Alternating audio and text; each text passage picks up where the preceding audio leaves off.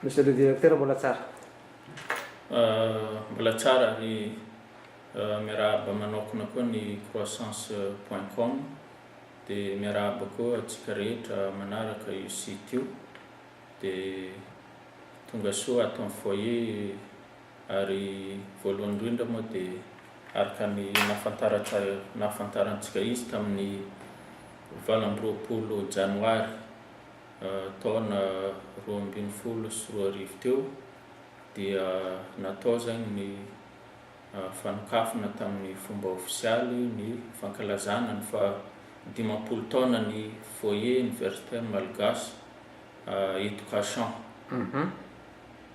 Donc afaka fitifitinao ve ny événement tonga tamin'ny 28 janvier tamin'ny 20 janoary teo dia araka le voalaza teo ny sokafana tamin'ny fomba ofisialy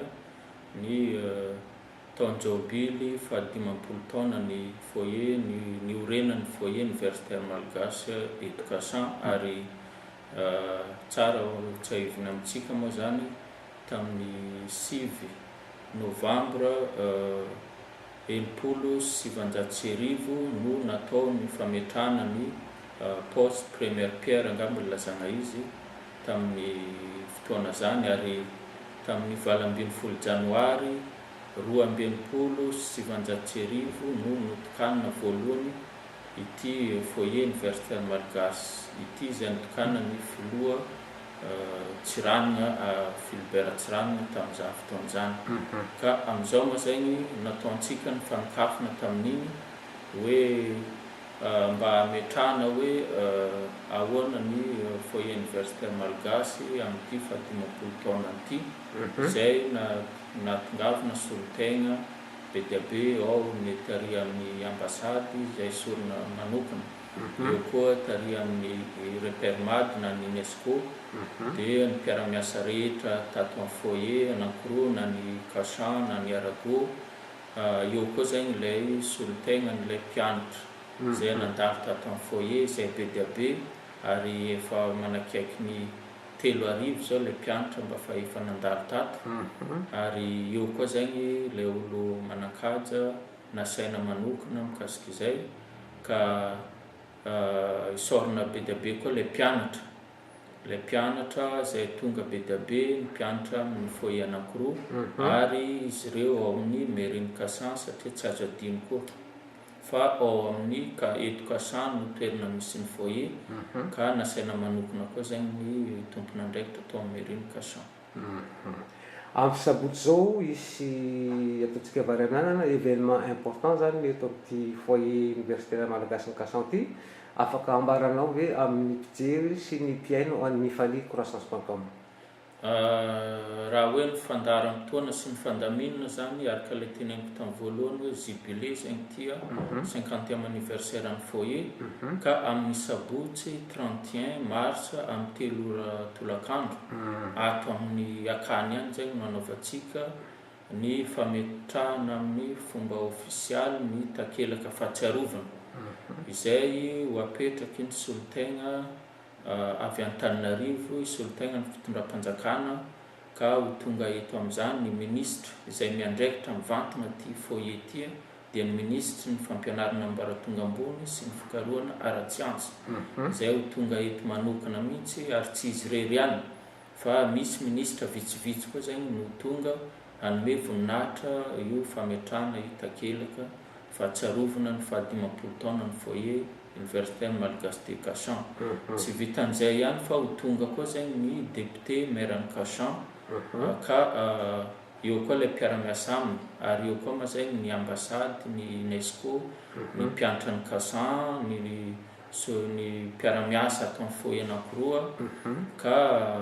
antignaina fa hoe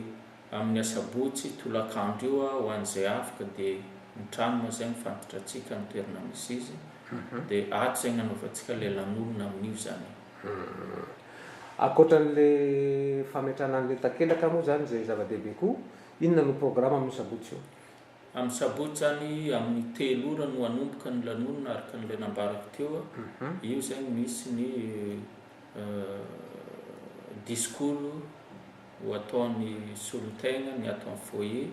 solon-tegna ao amin'ny la mairie sy ny ambassade, ary eo koa zegny ny discours ny ataony monsieur le ministre zegny famarana anazy. Ka zay zegny ary io moa lanonina araka ilay tenenina zay, misy zegny no karazagna hoe animation atao fangalana hitahita sy ny misy artiste ho avy zany amin'ny sabotsy. Misy artiste ho avy ary magnantegna fa tsy andiso fanantenanantsika ny artiste ho tonga amin'io hoe anome karazagna hoe ianime zegny amin'ny fotoana io. Anafana zany. Anafana zegny. Ianao zany no talehan'ny Foyer Universitaire Malgache ny Cachan.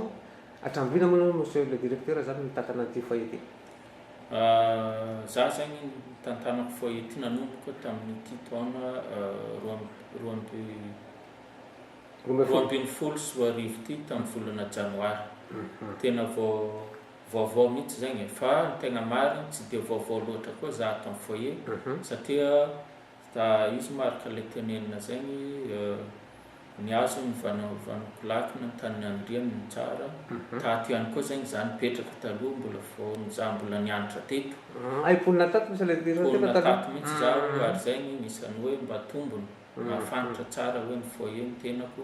ary zay nisany hoe antony mety nagnakina ny fitondrana hoe hitariako ty foyer ty. Za koa moa ponina tato taloha tamin'ny androny. Misy zavatra tiako antonenao firy zany moa mpianatra ato amin'ity akany ity? Ato amin'ny akany amizao misy mpianatra 70 zany. Zay zegny nisan'ny mpianatra ato. Ny manatombo zegny ny vehivavy amin'ny foyer ato. Enimpolo eo nisan'ny vehivavy, ny lehilahy zegny 50. Zay zegny raha ohatra ka hoe tao bangitokona zegny nisan'ny mpianatra ato aminay zany. Amaraparana an'ity resadresaky ity tsika monsieur le directeur, sao dia misy teny manokana tianao ampitaina amin'izao dinidinika sy tapatapaka ato zao? Ny teny angambany hoe satria fidefo koa ilay fotoana dia mbola mametraka hoe ilay andraikitra sahan'ity foyer ity ho antsika rehetra, ho antsika malagasy foyer ity ary mbola vonona zay ato mikarakara sy manoro hevitra ireo tanorantsika ary fa be dia be ilay mpianatra nandalo tato amin'ny foyer ary hatramin'izay ka hatramin'izao zegny ilay tompony andraikitra mitsinjo foana hoe no avy ny tanorantsika ary be dia be ilay tanora nivoaka tato tsy nandrarako ilomban-doha na ny andraikitra ambony na ny Madagasikara na ty ivelany aty ka antignaiko fa hoe mbola mipetraka amin'izay iraka nampanaovigny azy ihany zay ny tompony andraikitra tamin'ny foyer ho anasoavina ny taranaka faramandiny ny malagasy. Andriamanto directeur donc tonosotranao indrindra amin'ity resadresaky ity ary raha risosy fahombiazana amin'ny fankalazana ny fahadimapolo taona ny akan'ny mpianatra eto Cachan. Eny ary misaotra andreo amin'ny croissance.com koa dia amin'ny sabotsy zany atsika no miona zany. Veloma.